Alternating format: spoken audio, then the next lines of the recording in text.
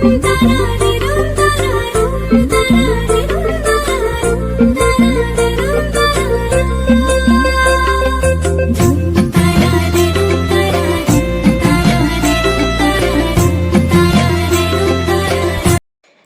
বন্ধুরা, কেমন আছো সবাই? আমার আরেকটি ব্লগে তোমাদের সকলকে আমি স্বাগত জানাচ্ছি।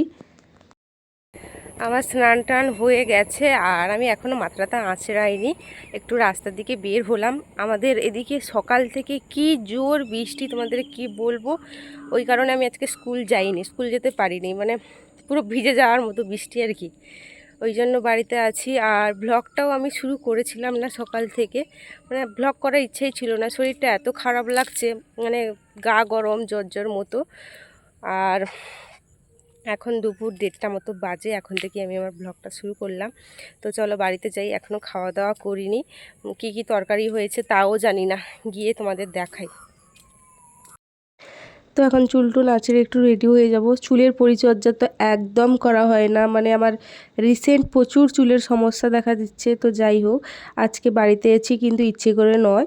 আমি সচরাচর খুব একটা ছুটি নেই না, কারণ আমার যখনই শরীরটা অসুস্থ হয় আমি তখনই ছুটি নিই। তো আজকেও ওরকমভাবে আমার শরীরটা খারাপ লাগছিল, ওই কারণেই আমি কিন্তু স্কুলে ছুটি নিয়েছি।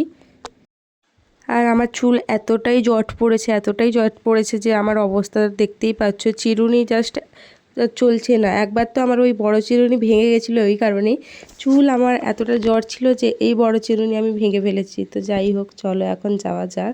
আর আমি যে এখন ভয়েস ওভার দিচ্ছি, আমার এখনও শরীরটা ভালো নেই, আবার আমার ঠান্ডা লেগে গেছে। আজকে দুপুরে হয়েছিল মাংস, এটা আমার জন্য কষা পেঁপে দিয়ে মুগের ডাল আর মাংসের ঝোল। তো এটা আমাদের পুরনো আলমারি, মা এখানে কাপড় খুঁজছে, গাঁথা বসাবে। একটা কাঁথা বের করলো, বৃষ্টি হচ্ছে আমাদের এদিকে ঠান্ডায়। এই যে দেখো কাপড়, এটা কার কাপড়? তোমারই কাপড়? আমি তো ভাবছি ঠাকুমার। তো এটা পুরনো আলমারি আমাদের, আমি যখন ছোট ছিলাম তখন এই আলমারিটা আনা হয়েছিল। তো এখন এতে সব পুরনো জামা কাপড়ই আছে, আর নতুন আলমারিগুলো ওই রুমে রাখা আছে। তো এই কাপড়টা এখন কাঁথায় বসানো হবে।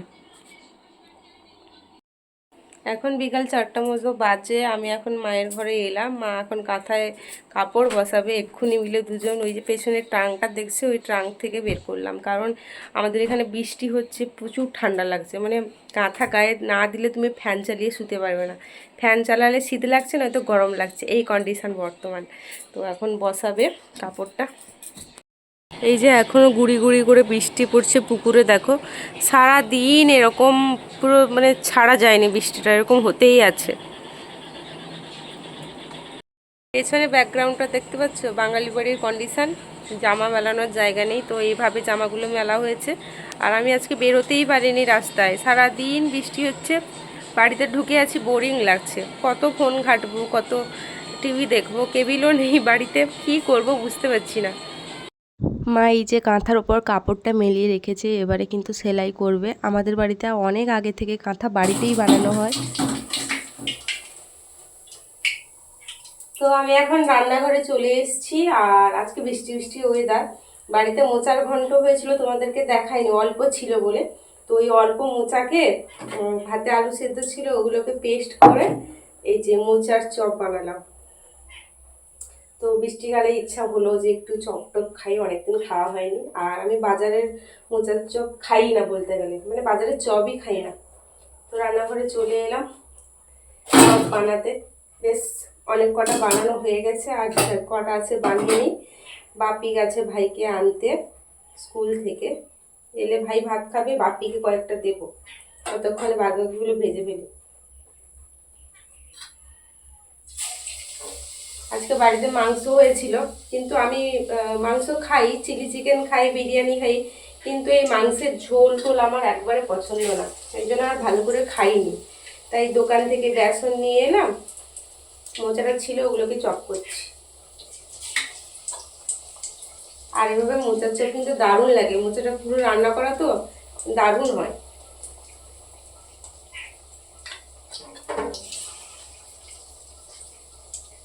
বৃষ্টিকালে চপ পাকোড়া যাই হোক, আর স্বাদ কিন্তু বেশ জমে যায়। আর যদি সাথে চা হতো। এখন 4:30 মতো বাজে, আর এখন আর চাটা করবো না, দুটো মোচার চপ ভেজে মুড়ে খাবো।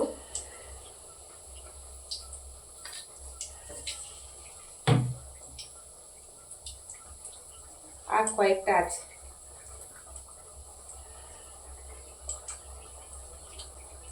মা ওইদিকে কাঁথা সেলাই করছে, এই জন্য আমাকে বললো যে ভেজে দিতে।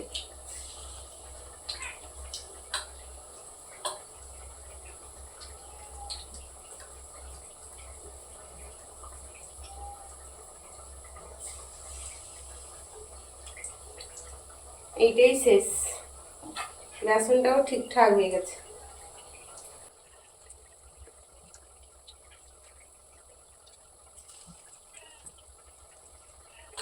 তো চলো এখন চপগুলো ভেজে নিই।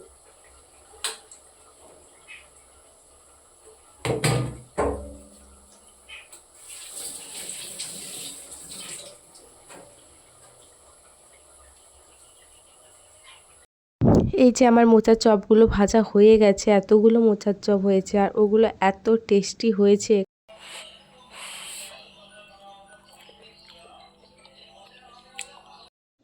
খাওয়া দাওয়া করে তারপর আমি চলে এসেছি কিন্তু দোকানে, মা একটু বাড়িতে গেছে ওই জন্য আমি দোকানে আছি। আর আমি ইচ্ছা করে কোনো ছুটি নেই না বা ইচ্ছা করে বাড়িতে থেকে ঘোরাঘুরির প্ল্যানও করি না। আমি দরকার ছাড়া কিন্তু তেমন একটা স্কুল থেকে ছুটি নেইও না, আর বাড়িতে যতক্ষণ থাকি ততক্ষণ কিন্তু আমি দোকানেই বেশিরভাগ সময়টা থাকি। তো দোকান থেকে রান্না করে চলে এলাম। দুপুরের মাংস তরকারি তো আছে, বাপি ভাই ওগুলো খেয়ে নেবে, যেহেতু আমি মাংস খাবো না ওই জন্য কিন্তু দোকান থেকে সোয়াবিন নিয়ে এসেছি। রাতে হবে সোয়াবিনের ঝোল। তো এখন আলু কাটতে বসে যাই, মা এলে রান্নাটা বসিয়ে দেবে। আর আমি এখন আলুটা কাটছি, সোয়াবিন তরকারি হবে। বাড়ির যে সমস্ত টুকটাক কাজ যেগুলো মাকে হেল্প করার জন্য লাগে ওগুলোই কিন্তু আমি করি। আমার মা আমাকে সেরকম বিশেষভাবে কোনো কাজ করতে দেয় না যে রান্না করো বা এটা করো, বরঞ্চ আমি রান্নার জন্য যে যে জিনিস লাগে ওগুলো জোগাড় যন্ত্রপাতি করে দিই। সেই ভোর 5টা থেকে উঠে রাত 10টা অবধি আমার মা কিন্তু একাই সমস্ত কাজ সামলায়। আমি তো স্কুল চলে যাই, আমার ভাই স্কুল চলে যায়, দুজনকে রেডি করে দেয় আগের মতো, ছোটোবেলার মতো। মা ওইদিকে রুটি করছে, ওই জন্য কিন্তু সোয়াবিনটা আমি করছি আজকে।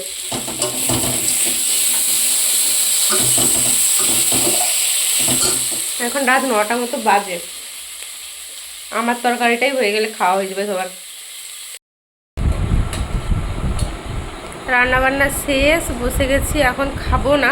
আর রান্নায় আমি আজকে নুনই দিইনি, আমি নুন দিতে ভুলে গেছি, মা নুন দিয়েছে। আলুর মধ্যে নুন ঢুকেছিল না, জানি না এখন কন্ডিশান কি, তবে সোয়াবিনে আমি নুন দিয়ে ভেজেছিলাম বলে ঠিকঠাক ছিল। এখন এদিকে এই যে ভাইকে খেতে দিচ্ছে, রুটি বাড়লো মাংস দিয়ে, আর আমার সোয়াবিনের তরকারি আমি একাই খাবো। আর এখন কটা বাজে? এখন 9:30 মতো বাজে, খেতে ইচ্ছা করছে না, খিদা নেই। কি খেয়েছিলাম বলো তো? ও হ্যাঁ, বিকালে চপ ভেজেছিলাম, 4 পিস ছিল বাপির জন্য, বাপি খায়নি, ওই চপটাই আমি খেয়ে নিয়েছিলাম, তো ওই জন্য খিদা নেই। তো এখন যাই, একটু ঘুমিয়ে যাই, তারপরে খাবো। খাওয়া দাওয়া করে চলে এসেছি আমার রুমে বিছানা করতে, কারণ বিছানা করাটা আমার কাছে একটা কষ্টকর কাজ, যাই হোক করতে তো হবে। ওইদিকে রুমে সবাই কিন্তু ঘুমিয়ে পড়েছে আর আমার একটু আজকে লেট হলো। যাই হোক আমি এখন বিছানাটা করি, স্কুল আছে আমার। আর আমি যখন ভয়েস ওভার দিচ্ছি বাইরে প্রচণ্ড বৃষ্টি হচ্ছে, তো তোমরা তার আওয়াজ পেলেও পেতে পারো। তো আজকের মতো ব্লগটা এই অবধি। তোমাদের যদি আমার ব্লগটা ভালো লেগে থাকে অবশ্যই আমার চ্যানেলটা সাবস্ক্রাইব করে দিও, লাইক করে দিও, কমেন্ট করো।